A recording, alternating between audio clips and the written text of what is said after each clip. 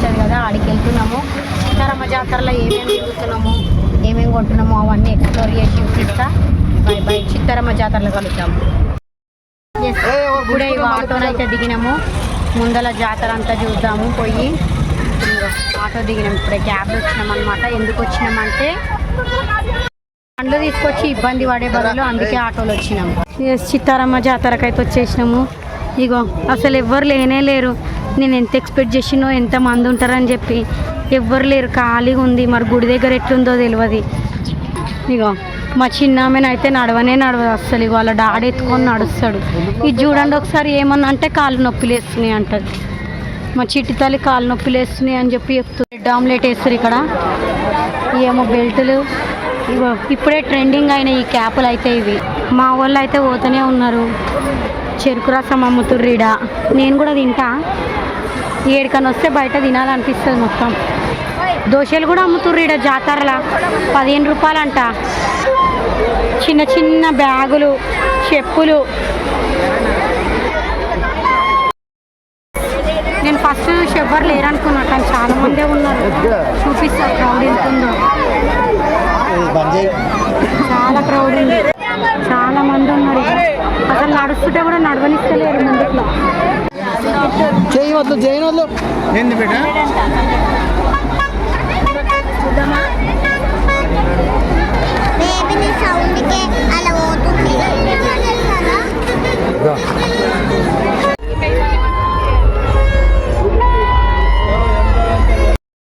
జాతర 23 నుంచి 30 వరకు, 26 ఈరోజే జాతర అయితే జాతర.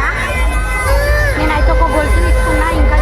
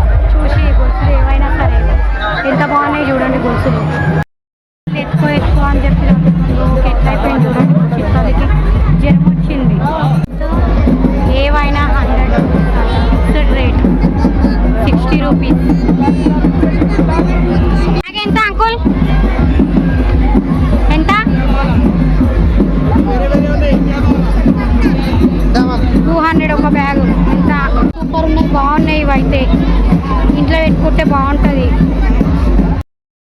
జాతరలో అన్న కదులు కూడా నడుస్తున్నామో, కానీ ఇక్కడ మాత్రం నడవ కూడా నడుస్తలేదు. అసలు ఉన్న దగ్గరనే అట్లుంది జనాలు. అయితే తీసుకో 100 రూపీస్ ఇయర్ రింగ్స్. నేనైతే ఈ మైదాకు చిన్న ఉన్నప్పుడు చాలా వేసుకునేటోళ్ళము, ఇప్పుడు వేసుకుంటలే అసలు.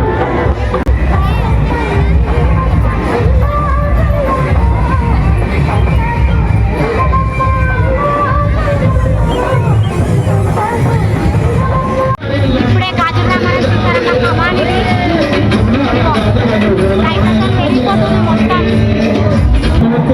లోపలికైతే ఎంట్రీ ఇచ్చేస్తున్నాం.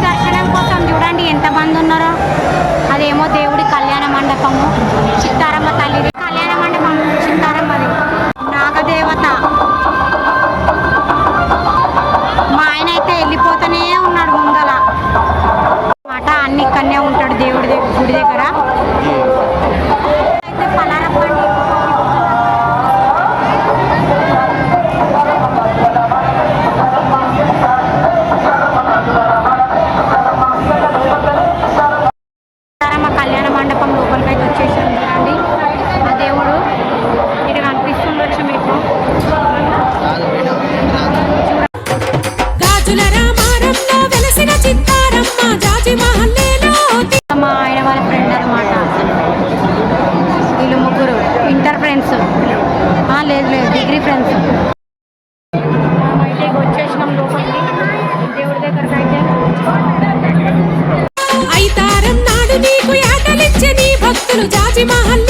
ఆయన వాళ్ళ ఫ్రెండ్ అనమాట లోపలికి తీసుకెళ్తుండు మమ్మల్ని. దేవుడు